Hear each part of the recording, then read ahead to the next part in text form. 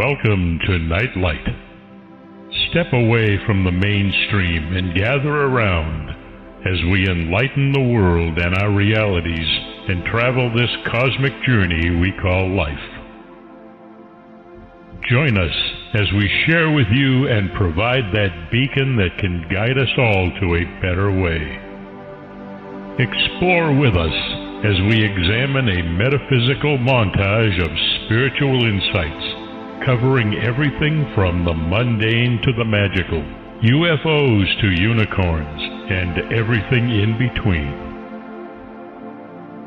This is a time of awakening, of sharing and evolving, of spreading our wings and soaring on the cosmic breath of creation.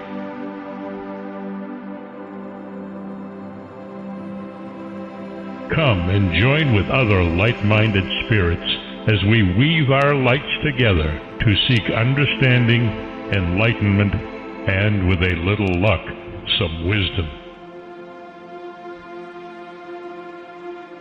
This is Night Light, a reminder that you are never alone. Welcome, everybody. Hope it's a good day where you are. I have a wonderful, wonderful author and book that we're going to be talking about today that I want to share with you. Most of you know that I am very into the aspect of consciousness and how we use it and where it comes from and what it is. And I have Shelli Renee Joye with me today, and she has a PhD in electrical engineering, Indian philosophy, and consciousness studies. And early in her career, she joined John Lilly to study human-dolphin interspecies communication and sensory deprivation. For several years, she studied contemplation with the founder of Naropa University. And since completing her doctorate in consciousness studies at the California Institute of Integral Studies, she's authored 22 books, of which we are going to be talking about tonight, an exploration of the entity of the conscious universe. And the book is fascinating. I highly recommend that you read it, because she gives you such a marvelous explanation as to the studies in consciousness that have been going on for decades and decades.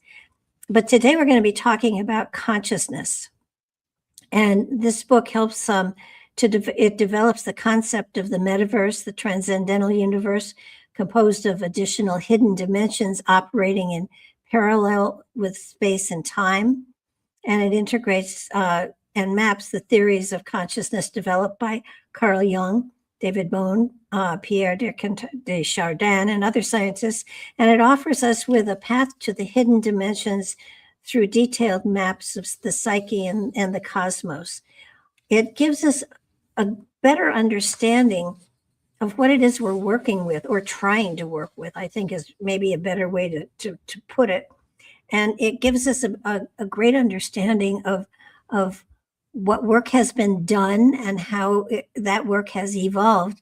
I find it fascinating that you have physical science trying to describe, to me, what is an etheric quality, and it does a magnificent job. So welcome to the show, Shelli. So glad you're with us.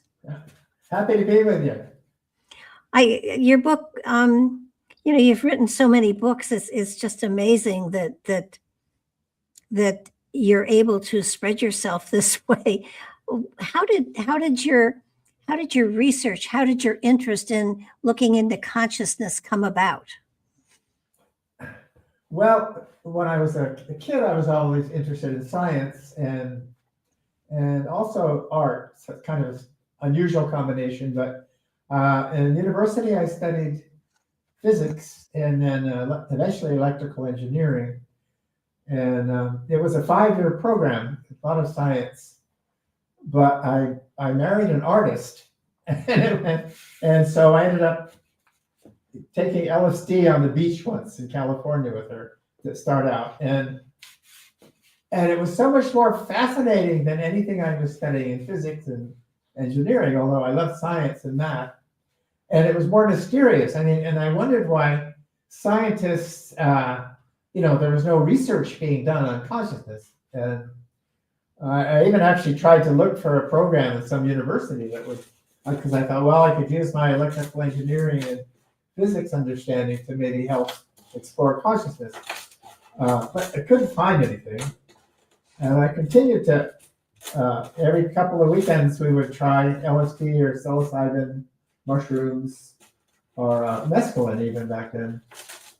And there was a whole world of consciousness, an ocean of awareness that would open up, especially if, I'm sure some of your listeners have experienced it too. Oh yeah. But it changed the direction of my life. I got seriously interested as a professional thing.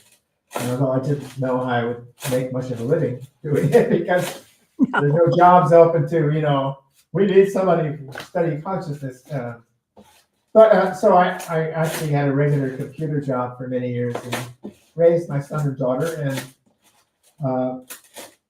And then when I got early retirement, I decided to go back to school and study consciousness seriously.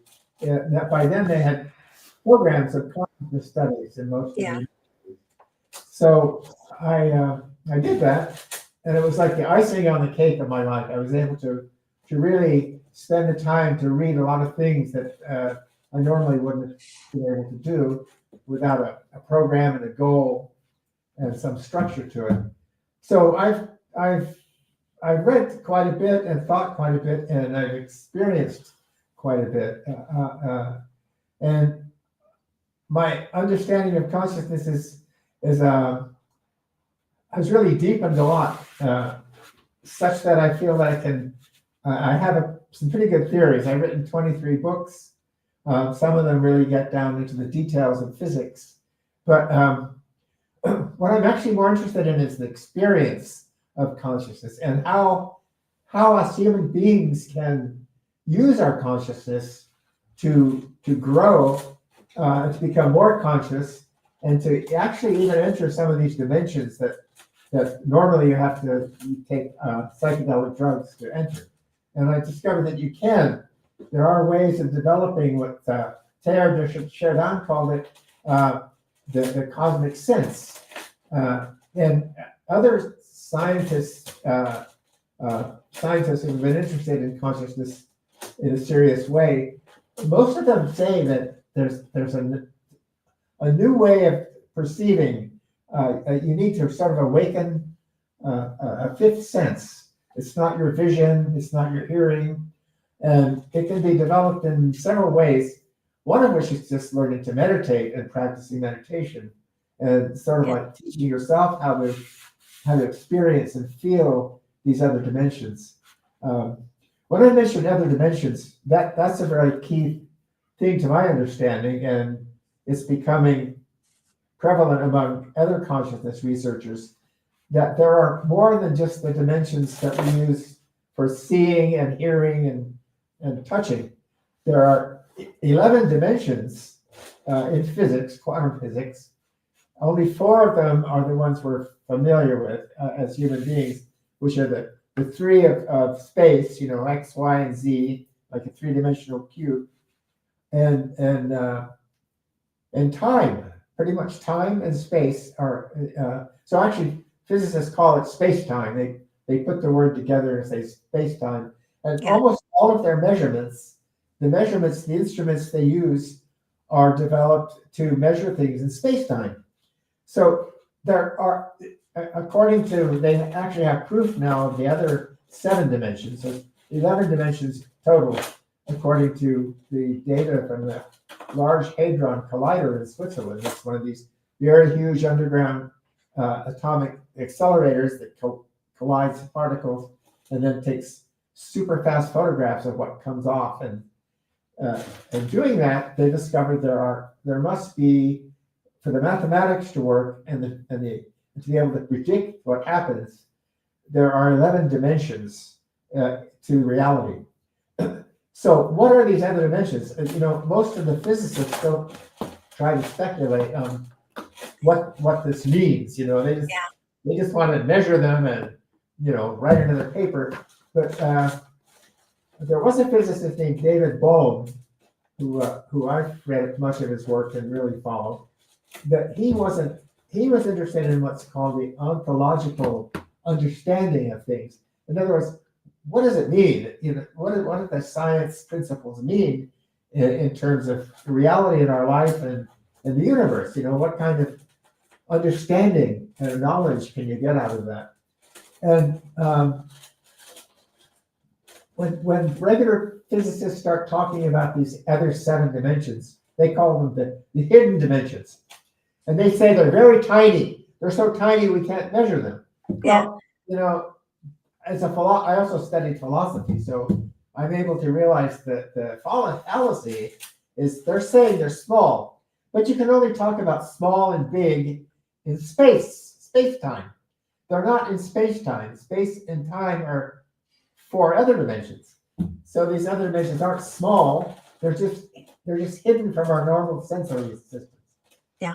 But my belief is that yogis and mystics and saints and seers and psychics, they have all learned how, whether for some of them through birth, just genetically maybe, but most of them through practicing esoteric practices to tune their consciousness into these other dimensions. They use sweat lodges like the Native Americans, and a really good way is psychotropic drugs used, in a healthy way. When I was with my artist X, we went to a lot of parties, and people would want to take these psychedelics at parties, and I wouldn't do it. For me, they aren't recreational. They help you explore reality, and I was really interested in what's going on there. So that led me to read lots and lots of books. During my years as a computer software engineer, I read lots of esoteric books by Steiner and Blavatsky, some of the theosophists, and a lot of Western saints. And I got really interested in the philosophies of India, because it seems that Indians through the centuries have really explored consciousness, both with drugs and meditation. And I wanted to read what they wrote, what they thought they saw. One of the problems with exploring consciousness is if you start to develop the sense, so you become aware of these other hidden dimensions, it's very hard to communicate to other people what you experience, because there are no words.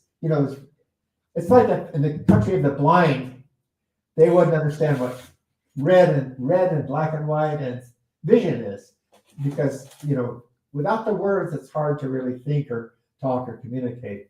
So what's happened is you get lots of the descriptions of consciousness in India are Sanskrit words. There's a lot of really good Sanskrit words that try to describe these other states of awareness and how to get to them and how to navigate them. And one of the very best books I found is called Patanjali's Yoga Sutras. Many people read the Yoga Sutras. They're like a complete description of developing your awareness to start to experience what's called samadhi. Samadhi is a Sanskrit word which means all together. So it's all of your senses together, and like a new sense opens up, so you can become aware of other beings, and even the departed, people who have died. They've just gone on to these other dimensions. One way of looking at it too is there's a mathematician who's developing models of consciousness, and he has found that, and he believes that consciousness is primarily in these other dimensions. Consciousness is primarily outside of time and space, and it looks through us. We're sort of like VR goggles, virtual reality goggles. The human body and senses is like a what would you call it? He relates them to goggles. But another way of seeing it is avatars. Our bodies are sort of avatars for people who've seen the movie Avatar. I think most people have. So they would realize that the person's consciousness in the avatar was back, in a pod somewhere. Well, Yes. according to Donald Hoffman, the mathematician from MIT who's doing this, consciousness is in the other dimensions primarily, and it only comes into space-time through our bodies and through the bodies of animals and insects and even what we think are inert objects like volcanoes and clouds. It's in philosophy it's called panpsychism. Panpsychism is the philosophy that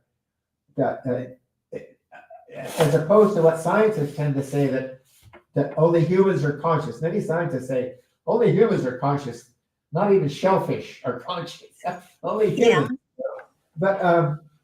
But the panpsychists believe that consciousness is the foundation of the universe, and I'll bring in another scientist. Well, I think I mentioned him a little while ago, David Bohm. He believed that consciousness is in these other dimensions also, very much so. And so when we try to think about it, we normally we're trapped within our normal biological cognitive brain mind, which depends on memory and words and things like that. But the trick for developing the sense that lets you reach into these other dimensions, sort of like a Stargate thing, is learning to make your thoughts to not be attached to your thoughts and to try to let them to stop. Silence is a big thing. In fact, Saint Benedict in the Catholic Church, he's the founder of a lot of monasteries. He wrote a book, The Rules of Saint Benedict. The very first word he used in his whole thing was silence. Silence for contemplatives is the most important thing. And it doesn't mean silence of your vocal cords. It means silence of your mind and your memories. Yes. So, you can take courses on meditation and get some very complicated instructions. But the most fundamental thing you can do yourself, if you just try for 10 minutes, in a quiet room, it's good to have external silence so it doesn't distract you. In the dark is actually even better, like sitting on a cushion in the dark, a comfortable room. And just, I ask people to try for 10 minutes. I use a timer for my meditation. I meditate 30 minutes a day when I can. But in the beginning, it was really, really hard to stop my mind, even for 1 minute. Oh, yeah. They say nature loves a vacuum. Well, the human mind doesn't seem to want a vacuum. If there's any space in it, it's like you have an inbox with all kinds of thoughts and memories and, what's for dinner and did I pay that bill and did that person like me and what do I do next? Or how long have I been meditating? All these things are obstacles to reach into silence. At some point, it's like riding a bicycle. At some point, if you practice enough and you believe you can open up to these other senses, you'll find that you start to feel something beyond yourself. Maybe it's beyond yourself outside, and maybe it's beyond yourself inside, very deep down inside. What I like David Bohm was he was a particle physicist, a quantum physicist, and he believed that consciousness was very small. It was like at the bottom of bedrock of our universe, even smaller than atoms and electrons, that there were these units of consciousness, which the philosopher Whitehead called actual occasions or actual entities, that the universe is made up of these billions and billions of tiny little drops of consciousness. And sometimes these consciousness drops coalesce into a larger form, like a human or a cat or a rock. And rock has its own kind of consciousness.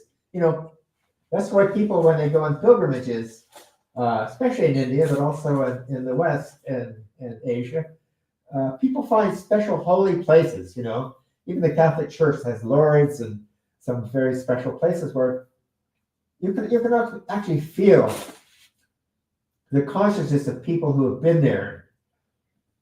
Because consciousness does not die. That's another thing.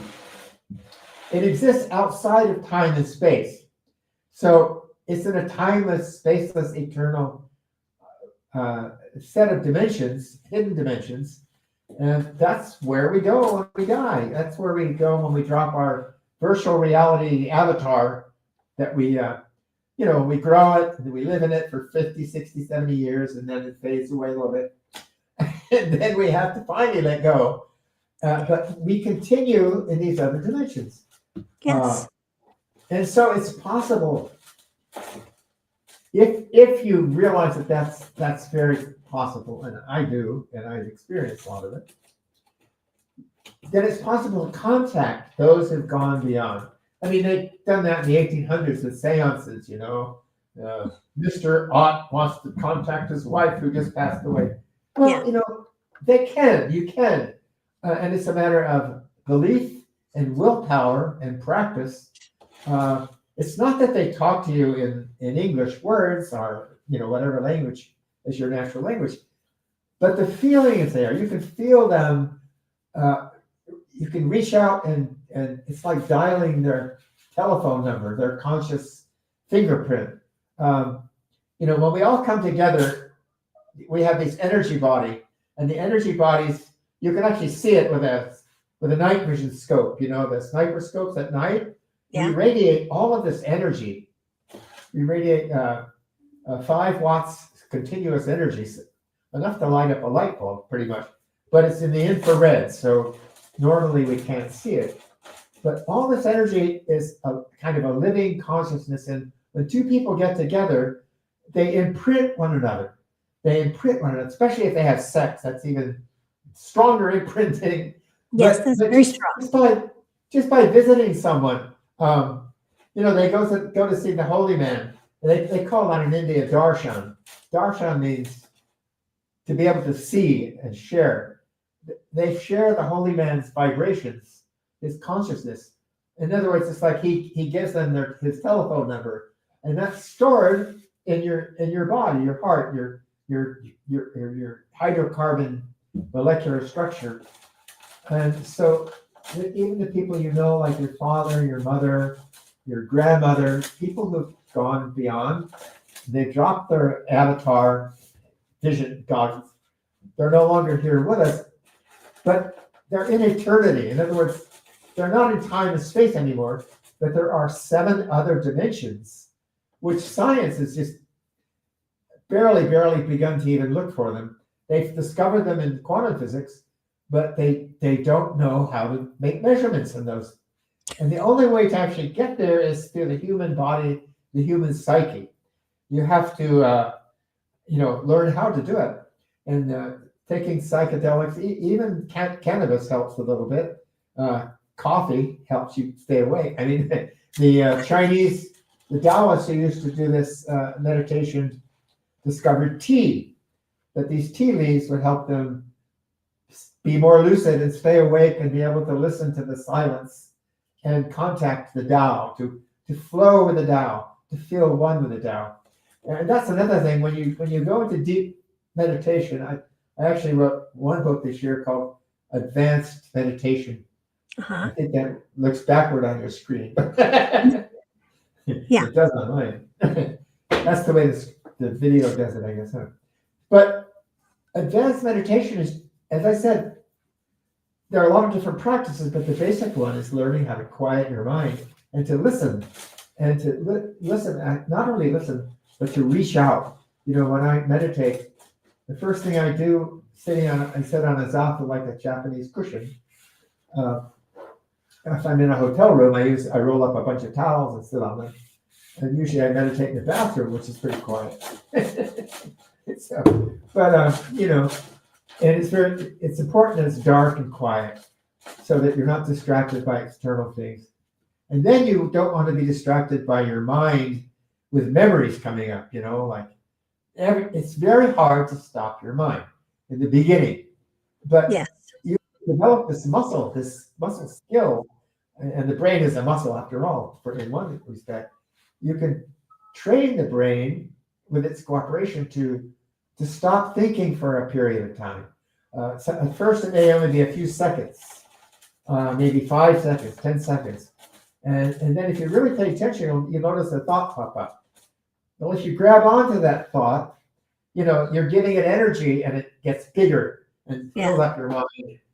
Or a memory. You say, oh, this morning I got a bite of an insect bite. I wonder if it still hurts, and then you're focused on that bite.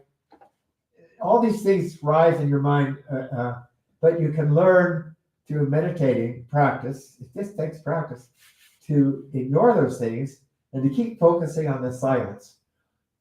And it's not only just focusing on the silence, because that's like focusing on nothing. That's like hard to do.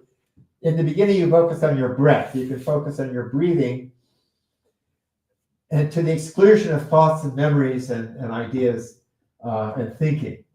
And when you get familiar enough to focus on your breathing, there's other things you could do, like mantras. You could say prayer over and over and over.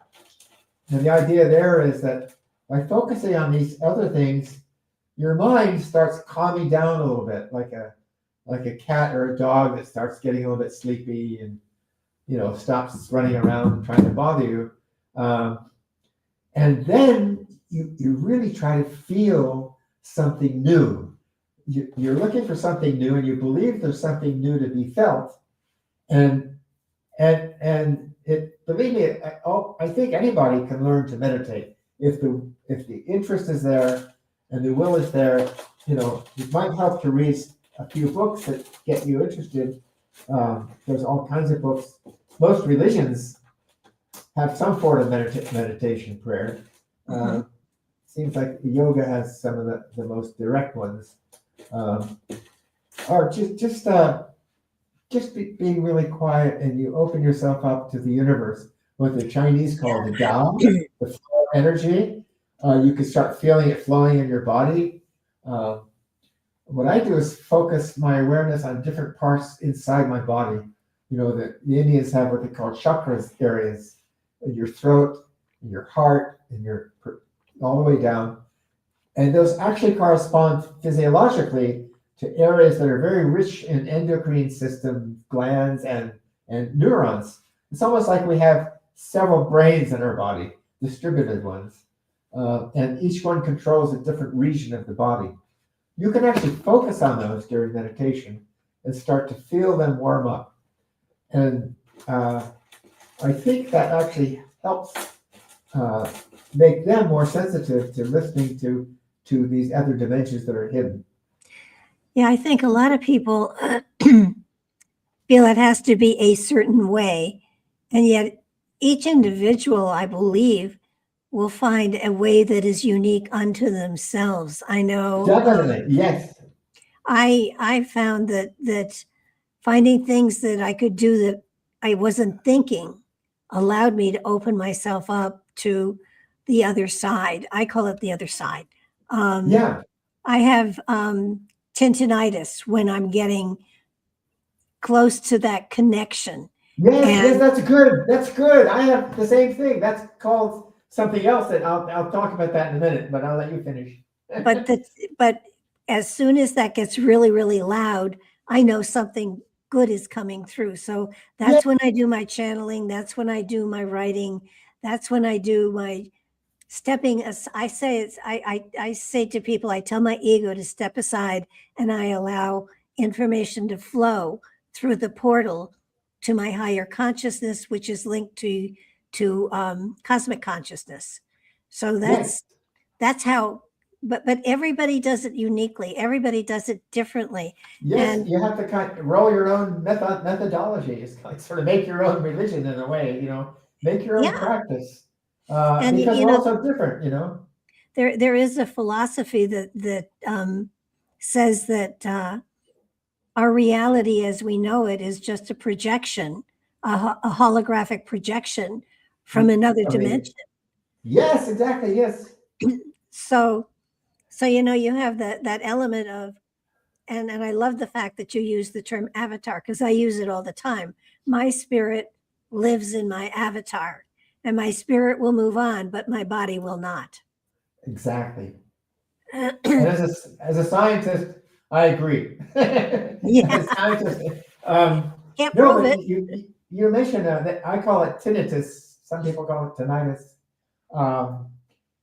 Let me just give you a little story. I was in my mid-20s, and I had spent a few years experimenting with psychedelics, and I stopped that because it kind of gets you tired, and there's only so much you can learn from psychedelics because it doesn't give you a lot of control, and I think you're all over the place. It's like a little bit too scattered to make any sense of it.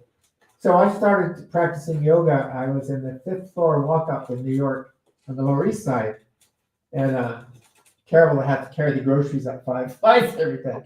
But it was very quiet up there compared to the lower floors, and so I used to meditate up there and do a lot of hatha yoga.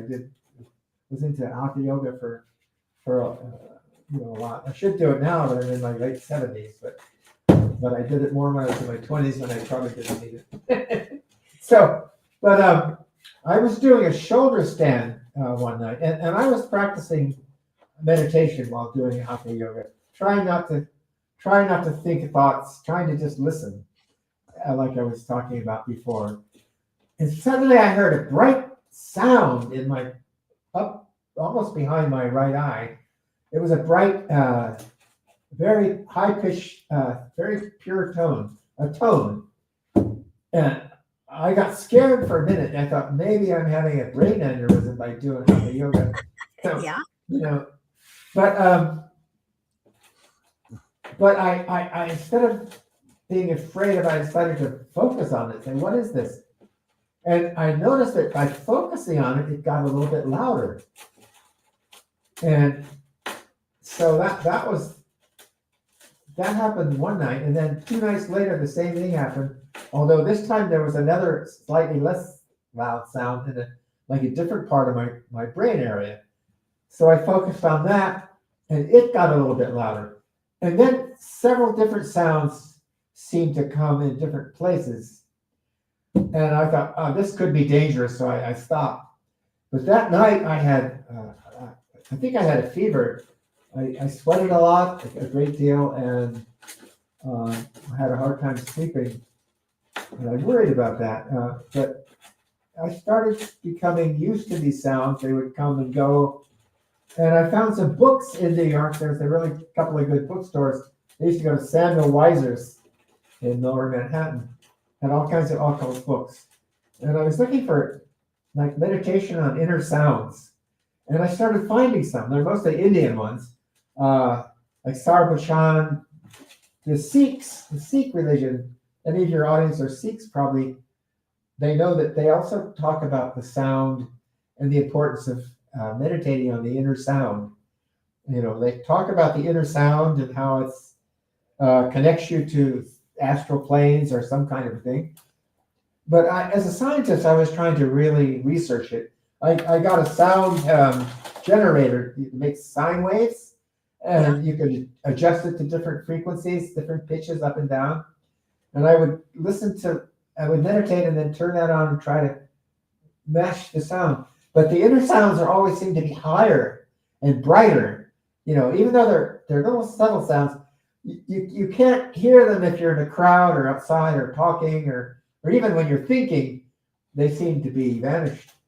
But it turns out there's a whole huge way of yoga called Nada yoga, Nadam yoga, the yoga of the inner sound in Hinduism. And now I live in Assisi now, near where St. Francis used to walk. In fact, St. Francis was supposed to walk through our yard once, a long time ago, back in the 1200s maybe. But he wrote something once that was very interesting that I read.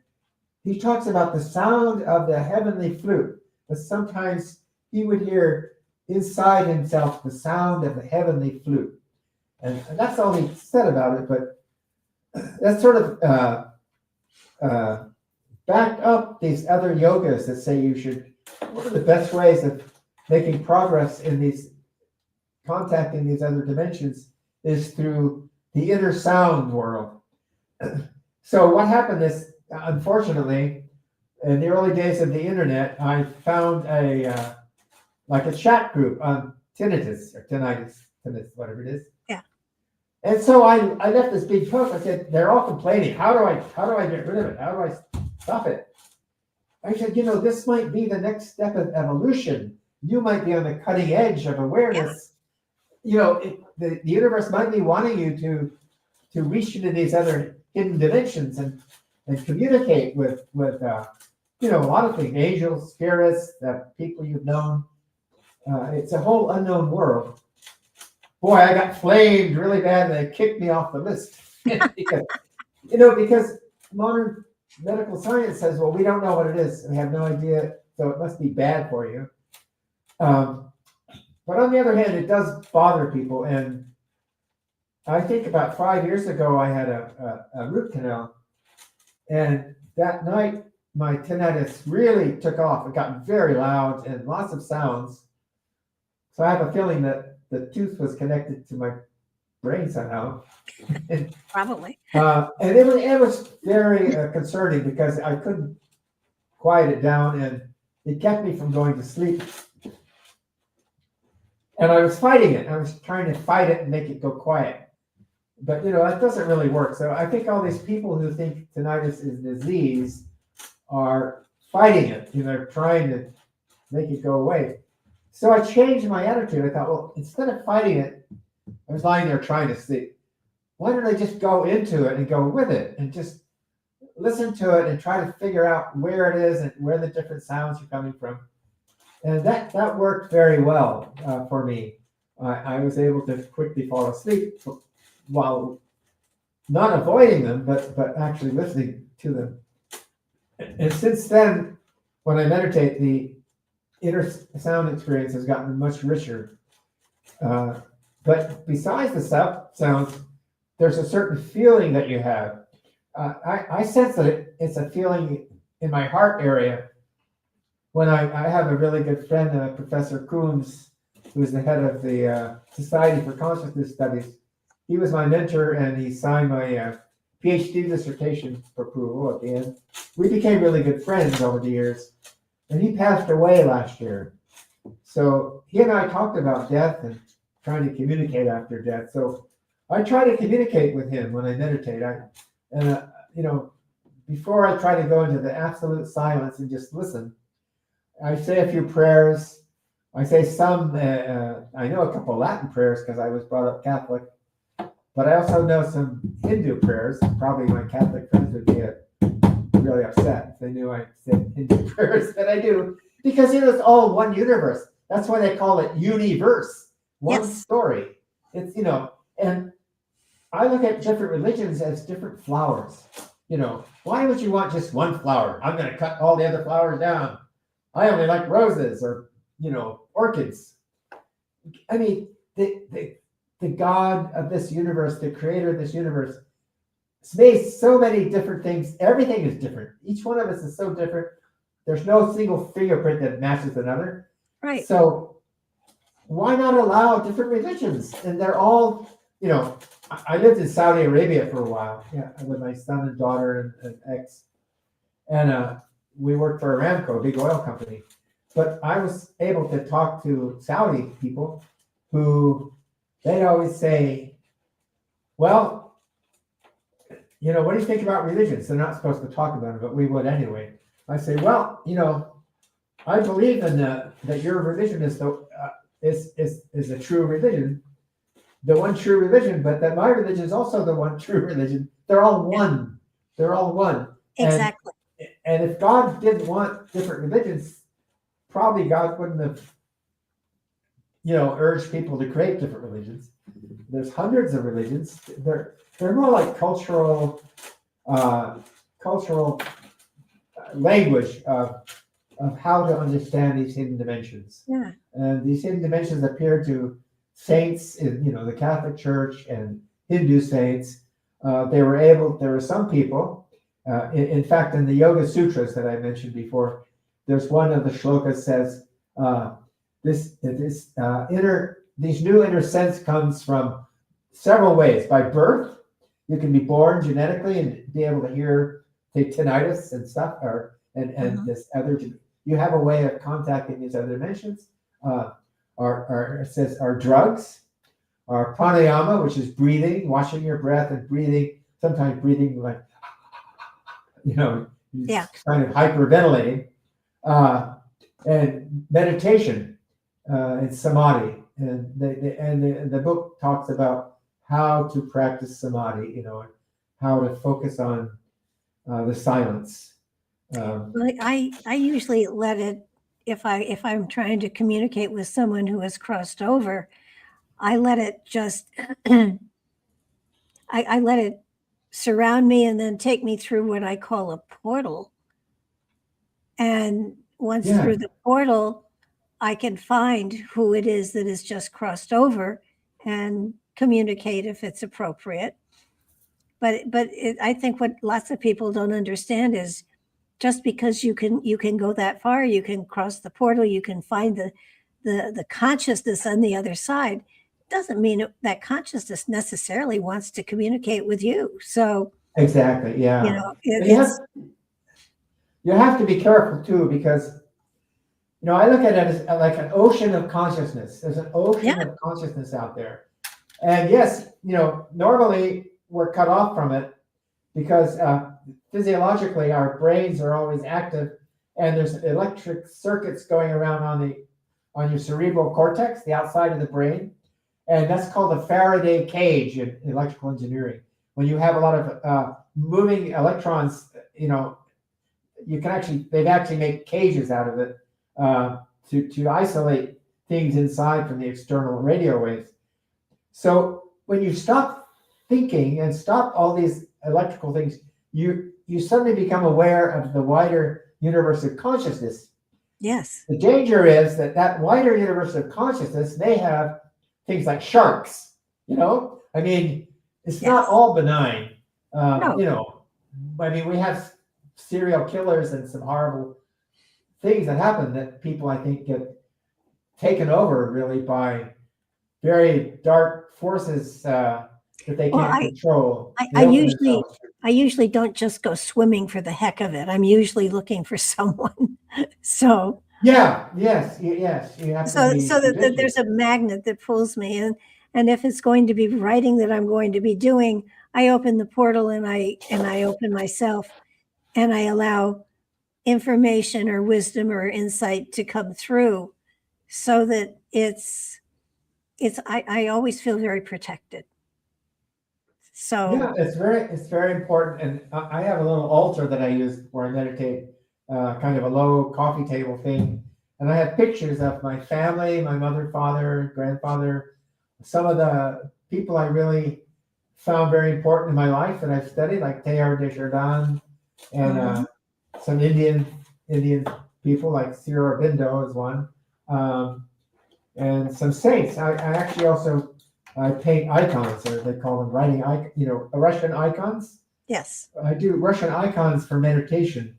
They're very important in the Orthodox Church, which I have some very good Orthodox friends. So I went to Russia twice to learn how to paint icons, because it's a very ancient tradition. You grind your own pigments and you mix it with egg yolk, and you paint it on wood, and they last forever because they're just pure ground pigments, rocks and stones and crystals, and burnt umber and all kinds of cool things.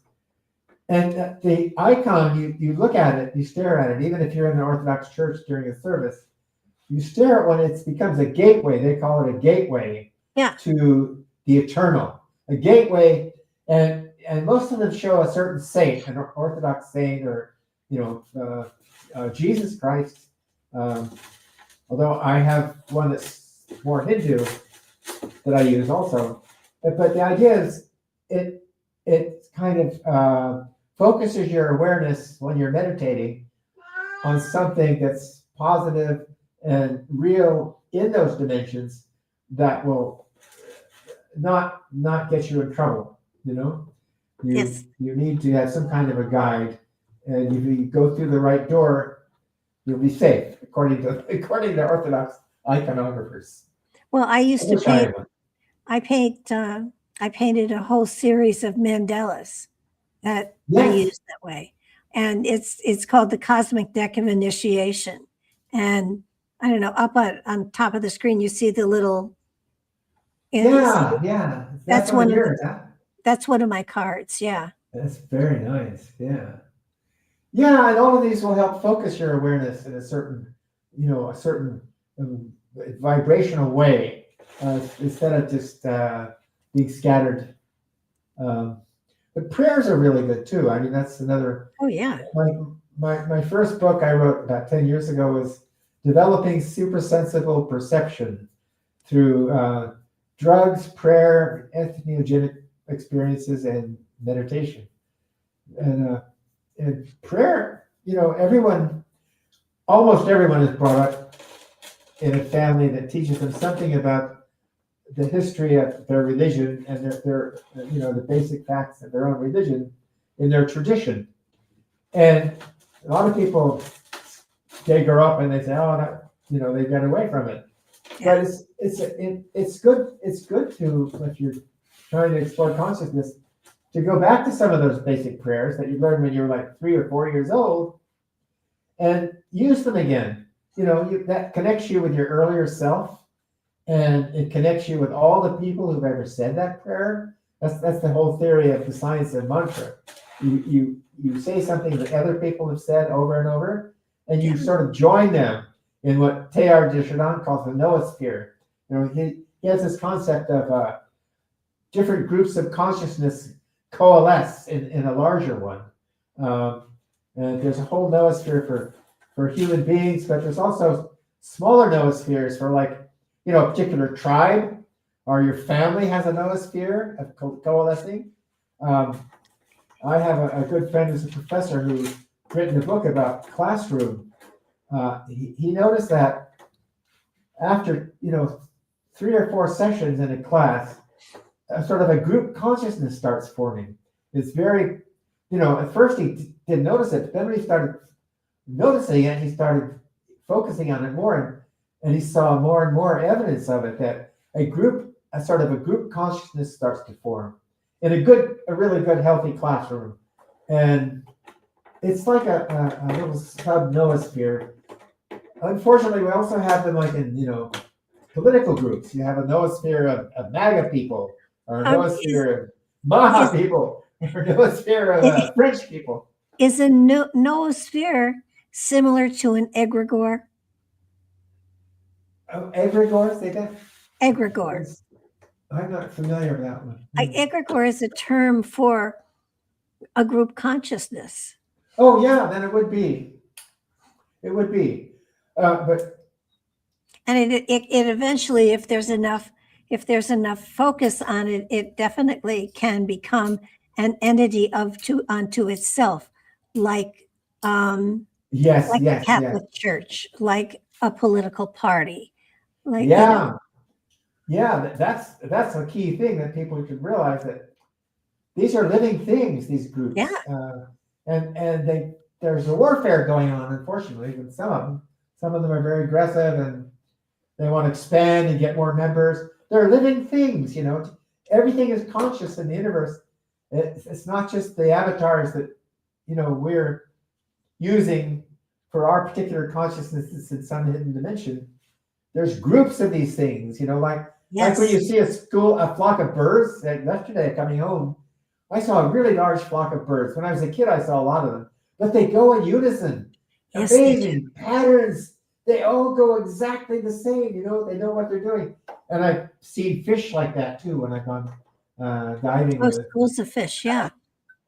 Is that a telepathic connection, or is that? Yes, very much so. It's beyond time and space.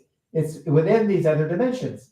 They know how to link together, and then they do their thing. And it's fascinating reality. It's very good. But I don't, I have no idea how all these things evolve, but it's beyond my pay grade. Consciousness is a fundamental in the universe, and we can actually change our own consciousness and develop it so that we have a wider connection to feelings and information that will help us survive.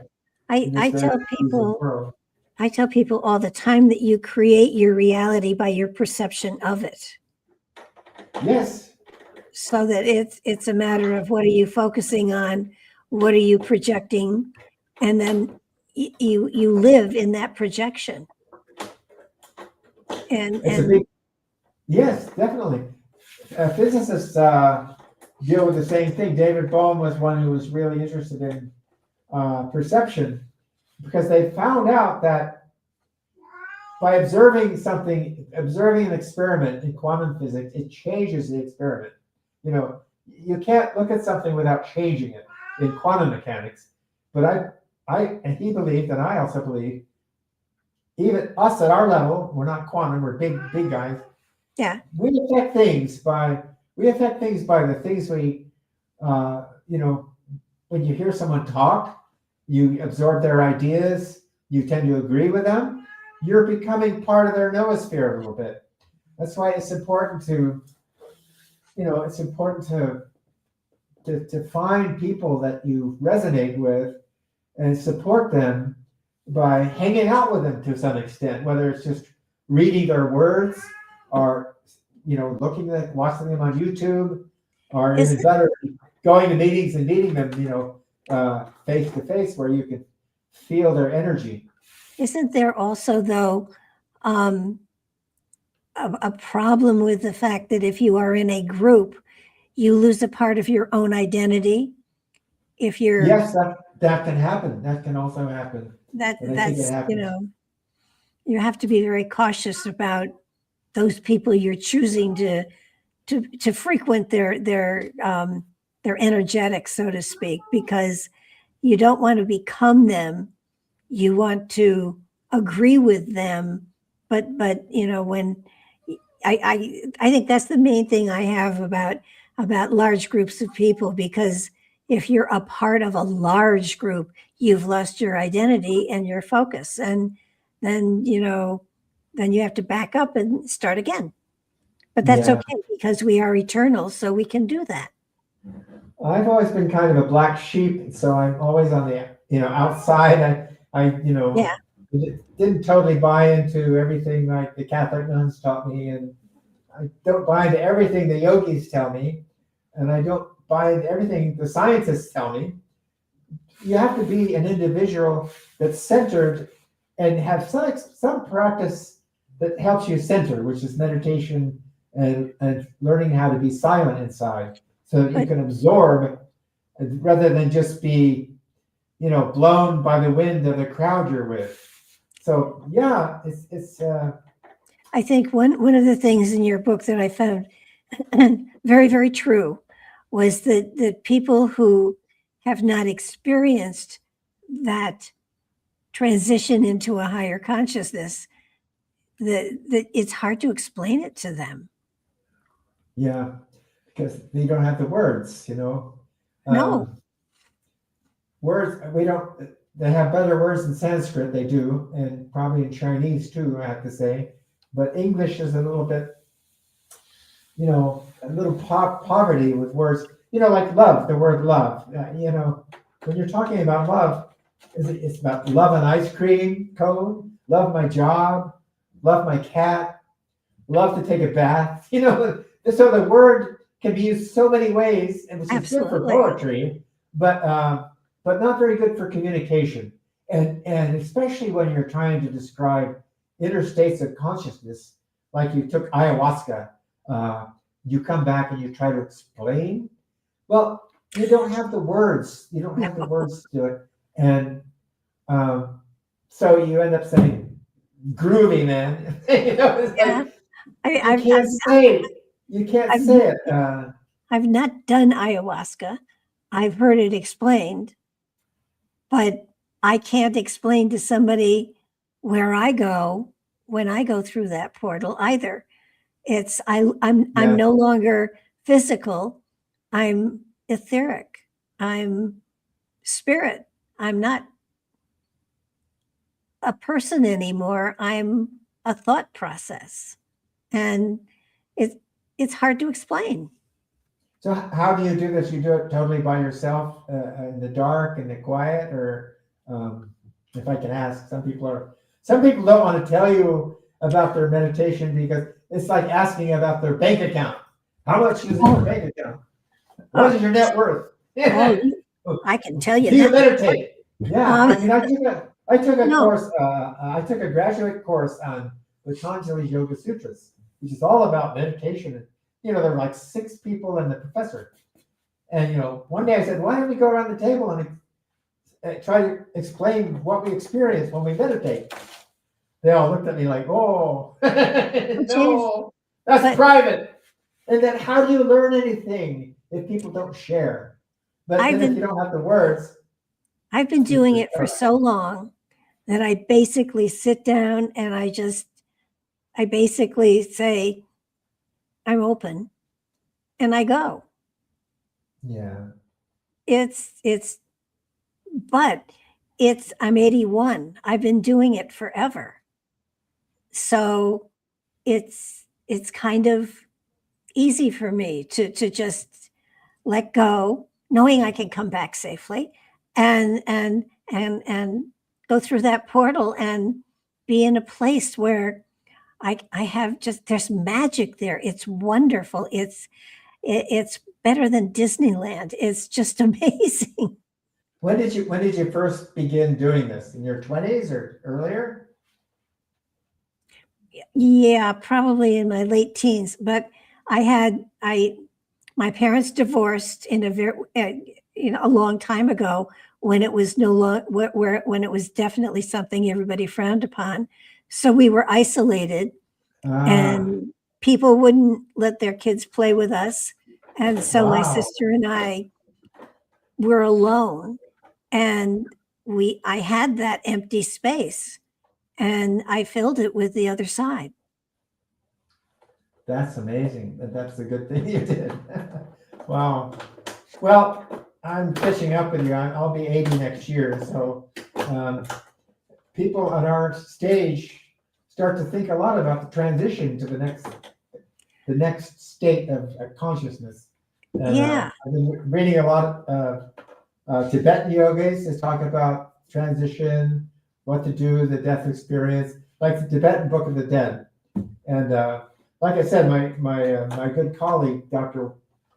Coombs, who passed away last year, we really try to communicate when I meditate these days, and I really feel we're making progress. But so far, I don't have a Ouija board. Maybe I should get one. You know that I think when I was in my 20s, I had a Ouija board, and it worked pretty good. You know what they are, don't you? Oh yeah. Yeah. They were really popular in the late 1800s. They were. I don't advise children using them, but if adults want to play, that's fine. No. But I see more and more scientists getting interested in consciousness. They've sort of gone as far as they can in measuring space and time phenomena, and they still have no idea what consciousness is. I wrote a book called The Electromagnetic Brain. As an electromagnetic engineer, I pretty much think that has a lot to do with consciousness. The energy, electromagnetic energy plasma that we all radiate and live within is a big part of it. And I think science will turn that way pretty soon. And I think there's all kinds of a combination of computers and electronics can deal with people's awareness. I don't think they're ever going to be able to physically explain it, but they can certainly spiritually experience it. Yeah, they should focus away from the microscopes and the rulers and go into the human awareness. Just train people to explore these other regions of reality that are around us. And there's other alien civilizations, I'm sure, that we can contact through this. I'm sure too. Yeah. Yeah. I mean, there's a lot of people have done that. Some of the books, I think somebody called Seth. Oh yeah, Seth Speaks. Yeah. Yeah. Really amazing stuff. You can channel some of these other entities, and that's a very real thing. There's still a lot of scientists who are skeptical about all of this, but they don't have any better answers, and the material is there. There's thousands of books written by people who are able to do this.